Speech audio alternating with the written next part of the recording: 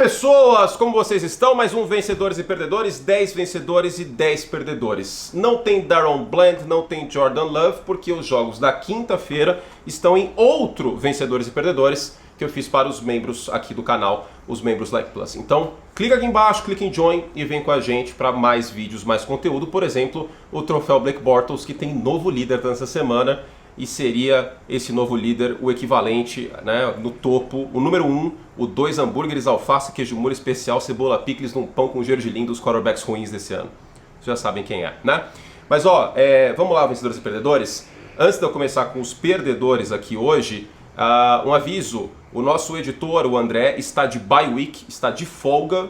E como ele teve uma campanha ótima, ele tem 2 semanas de folga nessa temporada, mas depois volta os vídeos com a edição certinha. Eu vou colocar a imagem dos jogos, afinal de contas eu estou aqui com a NFL e com o YouTube para mais um vídeo com o Access Pass Program, mas os quadradinhos aqui do lado nessa semana não vai ter nem neste vídeo, nem na prévia e na próxima. Para compensar, tem 2 documentários, um nessa semana e um na próxima, e tem prateleira de quarterbacks também, né? Então vocês vão gostar muito na quinta-feira, sem falta, prateleira de quarterbacks, ao vivo, hein?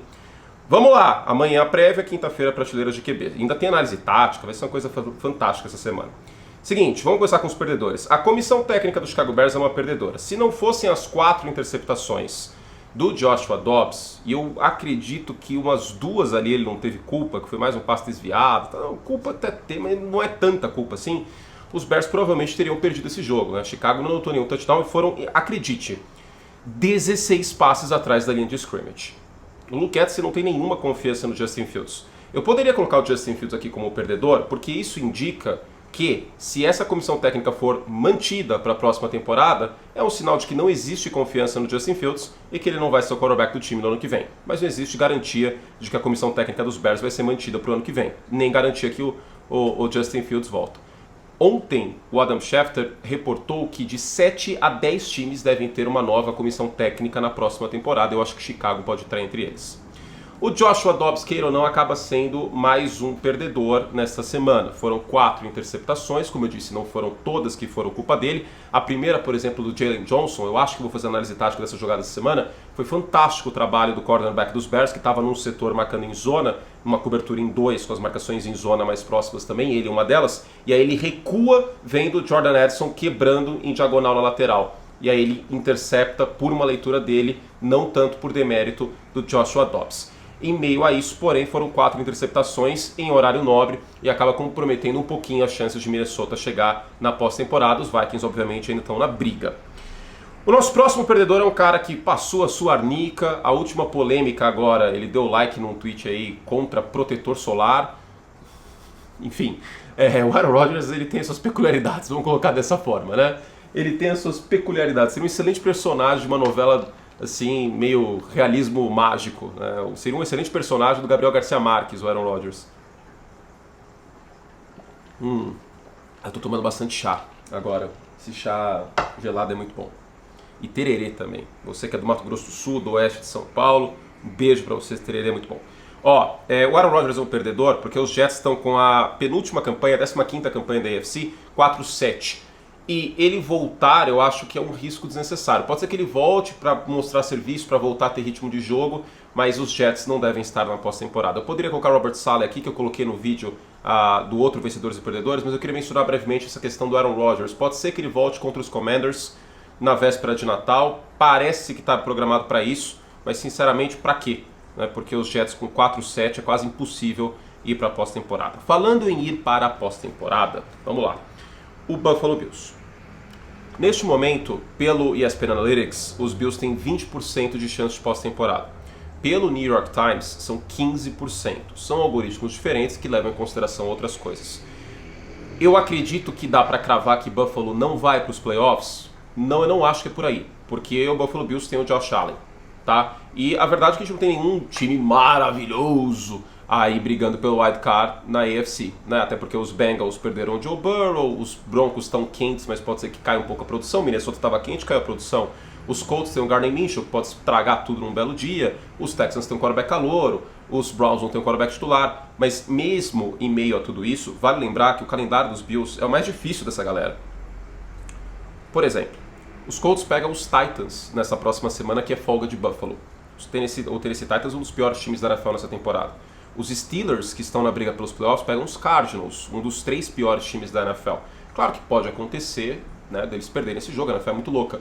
Mas a tendência nesse momento é que depois dessa derrota e o 6-6, o Buffalo Bills corre um risco forte de ficar fora dos playoffs. Os Bills folgam e enfrentam Cowboys, aliás, Chiefs fora de casa e depois os Cowboys.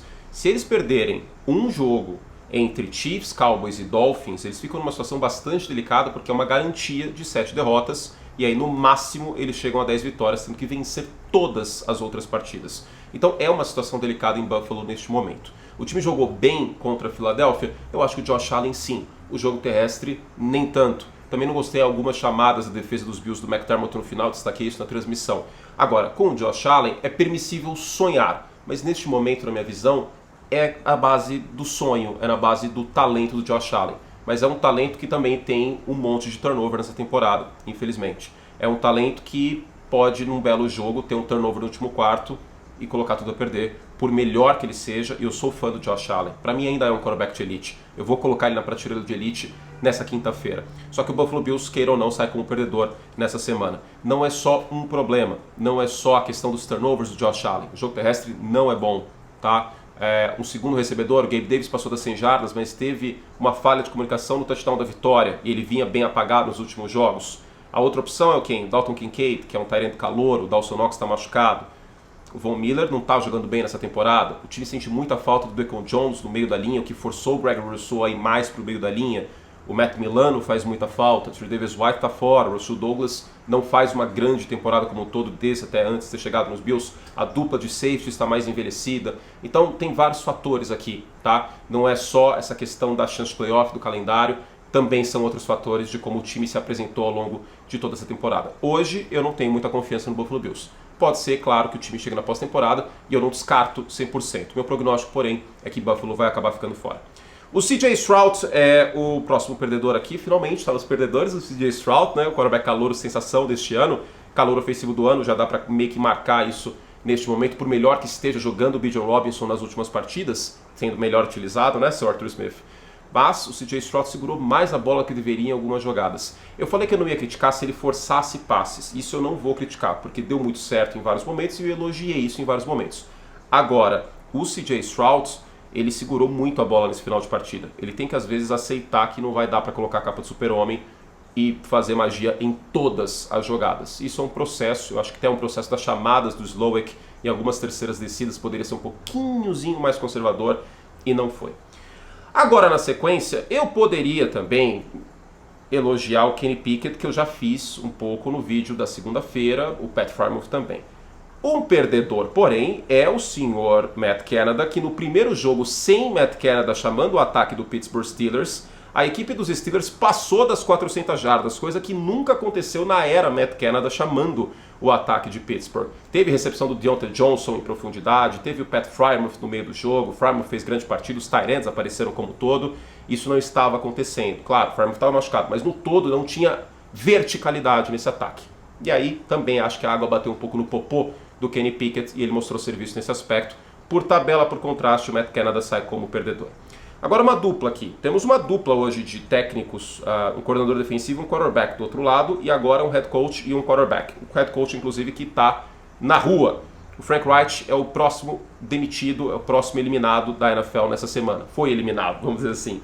Frank Reich que perdeu o emprego em Indianapolis no meio do ano passado e agora perde de novo o emprego sem terminar uma temporada como head coach do Carolina Panthers. Eu acho que ele é o único problema do time? Não. Era necessário alguma coisa ser feita? Sim. Ele era parte do problema? Com certeza. As chamadas aí eu acho que não eram muito adequadas. Muitas vezes não colocou uma proteção a mais para o Bryce Young, que é um dos piores quarterbacks da NFL sob pressão, por exemplo, né? Então eu acho que faz parte o Frank Reich do problema. E se alguém pode pagar essa conta, não é o quarterback que vai para o seu segundo ano. É o Frank Reich, que acaba pagando o pato. Lembrando que Carolina não tem escolha de primeira rodada ano que vem, hein? Vamos ver o que vai acontecer. Sob pressão mais uma vez o Bryce Young nesse jogo, não jogou bem, e o Bryce Young tem 5.3 de rating impressionado nesse ano. É terrível. Seguindo, eu posso ser muito sincero, quem assistiu ao vivo, assim, quem assistiu ao vivo Patriots e Giants, É um vencedor porque mostrou muita fidelidade ao seu time do coração. Mas é um perdedor por ter assistido durante 3 horas um futebol americano terrível. As interceptações do Mac Jones, qualquer nota. O jogo terrestre dos Giants, que vinha de uma boa partida, o Saquon Barkley não foi grande coisa. Foi um jogo muito feio. Um jogo muito feio. Assim, claro que o nível de quarterback dos dois lados não é dos melhores, o corpo de wide receiver dos dois lados não é dos melhores, embora o calor, o Hyatt dos Giants tenha feito uma boa partida. Mas terrível. Outra perdedora aqui é a NFC Sul nessa semana, né? Tirando os Falcons, que enfrentaram o time da NFC Sul e agora assumem o protagonismo da divisão. Os Saints perderam para os Falcons, os Panthers perderam e os Buccaneers perderam para Indianapolis. Eu até achava que Tampa poderia vencer essa partida. É a divisão mais fraca da NFL no todo nessa temporada, tá? Eu acho que isso está meio que de senso comum e é mais um ano que a NFC Sul vira NFC Weak. E para terminar, por tabela, a primeira rodada dos playoffs da Conferência Nacional, ela tende a ser um tanto quanto mais fraca, justamente pelos wildcards da Conferência Nacional. Vamos fazer um panorama neste momento. Vamos imaginar que Filadélfia tenha folga, tá? Os 49ers ainda podem ter. Tanto faz aqui, para essa parte, tanto faz. Seja Filadélfia, seja São Francisco, vai pegar o 7 da NFC. 7, a gente pode ter um jogo entre 49ers e Packers. Com o Aaron Rodgers já estava complicado. Esse 49ers e Packers nos playoffs. A dominância do Kyle Shanahan, do Trent Williams contra a defesa dos Packers. Cara, o jogo terrestre dos 49ers contra a defesa do Joe Barry, eu acho que não vai dar muito certo, tá? Então não tende a ser um jogo maravilhoso. Pode acontecer de ter uma zebra e ser histórico, mas não tende a ser um bom jogo. Aí o terceiro da NFC pode ser, sei lá, um Lions e Rams. Sou bem mais os Lions, mesmo que estão em um momento conturbado agora, eu sou mais os Lions nesse momento do que... Aliás, o Jared Goff poderia estar nesses perdedores aqui, né? Só que estava no perdedores do outro vídeo da quinta-feira. Um Lions e Rams, por exemplo, um Lions e Vikings, sei lá. E vocês notaram que eu não mencionei o Seattle Seahawks, porque os 3 próximos jogos de Seattle, existe uma possibilidade muito forte que Seattle fique com uma campanha 6-8. Seattle pega Dallas, depois São Francisco, depois Filadélfia. Duro, hein? Esse wildcard da NFC, puxado. É isso, vamos aos vencedores. Não vai ter vinheta, vai ser um corte brusco, que a edição hoje é raiz. A edição hoje é by Anthony Curti. Saudades, André. Corte brusco. Pronto, dei um jeito do corte não ser tão brusco, ilustrando com a interceptação de 92 jardas do Jessie Bates, que eu vou fazer análise tática nessa semana, é mais um vencedor aqui. Essa interceptação em pontos não foi a diferença, mas basicamente acabou sendo a diferença da vitória de Atlanta nessa partida. Poderia colocar o Bijan Robinson também como vencedor nessa semana, mas o destaque fica para essa interceptação do Jessie Bates, que chegou com um contrato de 16 milhões de dólares e foi muito importante, muito mérito dele a interceptação.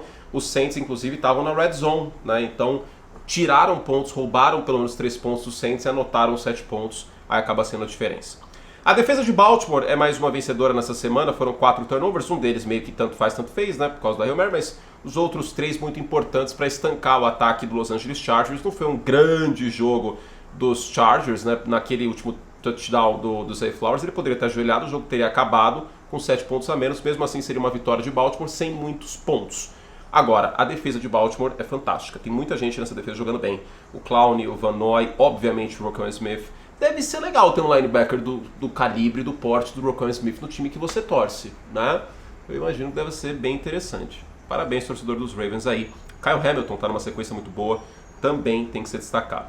Mais um vencedor é o Trevor Lawrence, né, que teve aí um desempenho fantástico. Foram 14 passes lançados para mais de 10 jardas, de acordo com o chart do NFL Next Gen Stats, o gráfico, e nesses passes ele completou metade. Ele foi muito bem saindo do pocket, conectando em profundidade, quase teve um touchdown no final do segundo quarto, inclusive, né? Acho que acabou passando batido para quem não assistiu o jogo, que poderia ter tido mais um touchdown, que acabou não acontecendo porque não sobrou tempo. Aí o Travis Etienne não entrou na endzone, foi pro vestiário, mas o jogo poderia ter sido ainda mais dominante por parte do Jacksonville Jaguars, cujo ataque melhorou, cuja defesa é a que mais força turnovers na liga, e que ainda pode ter esse time à folga da Conferência Americana. Olho nos Jaguars, o Lawrence, para variar, em novembro, demorou, tava tirando sua sonequinha, wake me up when September ends, no caso dele é when October ends, mas chegou o Trevor Lawrence para a temporada.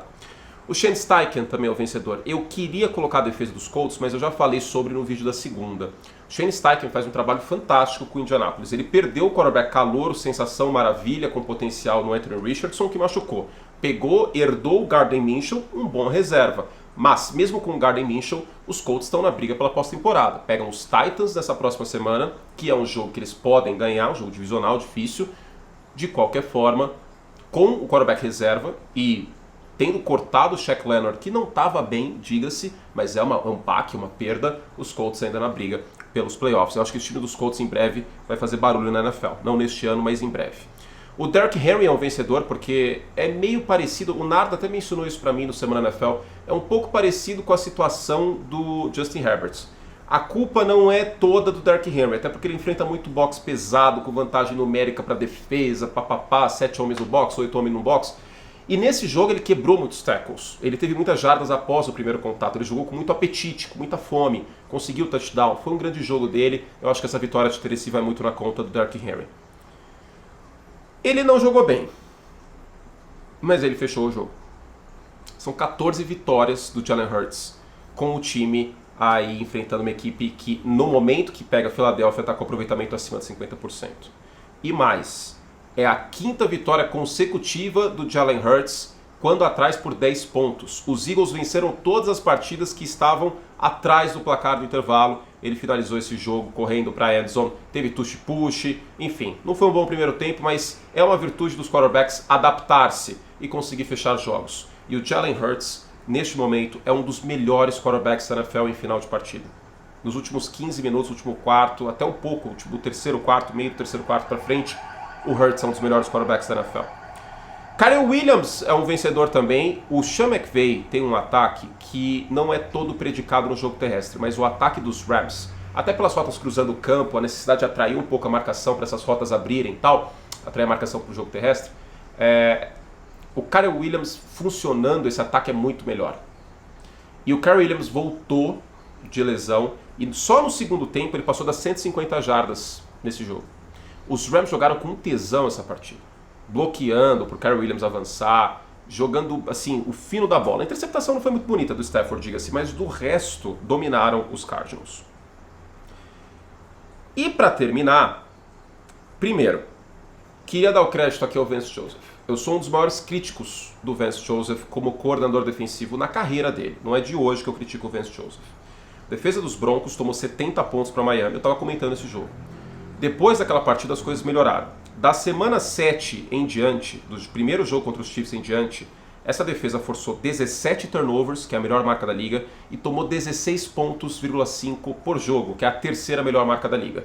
Com a defesa forçando tanto turnover assim, dando campo curto para o ataque, impossibilitando pontuação do oponente, o ataque tem uma vida mais facilitada. E o nosso último vencedor, que também está na capa do vídeo junto do Josh Allen, é o Russell Wilson. Se a gente for pegar apenas os números, o Russell Wilson não teve uma boa partida. 154 jardas com mais ou menos 50 e poucos por cento de passos completos. São números ruins. O Russell Wilson não briga para o MVP nesse ano. Com certeza absoluta ele não briga. Mas ele está sendo um líder desse time. Ele cuidou da bola contra uma das 3 melhores defesas da NFL, num jogo muito duro. O jogo terrestre de Cleveland até que funcionou nesse jogo, diga-se. Teve problema de quarterback e tal, mas o jogo terrestre fez sua parte. A defesa dos Browns não tinha o Myles Garrett 100%. Isso também tem que ser mencionado. Mas o Russell Wilson está sendo um líder para os Broncos. O time estava 1-4 e ele falava, eu ainda acredito. E ele não falava, eu ainda acredito, com uma postura pedante, que a gente viu um pouco no ano passado.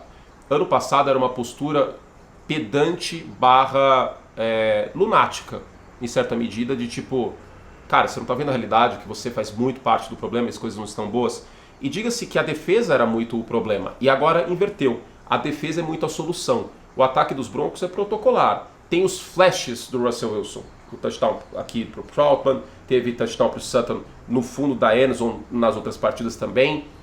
São jogadas que a gente já viu o Russell Wilson fazer. A gente vai ver menos ele fazendo essas jogadas. Mas ele ainda consegue correr um pouco com a bola. Vez ou outra ele consegue um passe como esse. Está sendo suficiente. Denver está na briga pela pós-temporada. Vamos ver o que vai acontecer. Certo? Fizemos o que podíamos. Um beijo carinhoso para vocês. Lembrando que tem troféu Blake Bortles hoje para vocês. Tem também um vídeo sobre o Carolina Panthers, que eu vou, pela última vez, eu acho, nessa temporada, falar sobre os Panthers, né? Vai ser difícil a gente voltar a falar sobre Carolina, talvez até o draft, porque o time não tem escolha na primeira rodada, então eu quero tocar nesse assunto. E amanhã a gente tem mais vídeos aqui. Tem análise tática, tem live com os membros também, então só para os membros. E na quinta-feira, tem a prévia que eu vou soltar amanhã também. Na quinta-feira tem prateleira de quarterback. Beijo carinhoso e até a próxima. Tchau!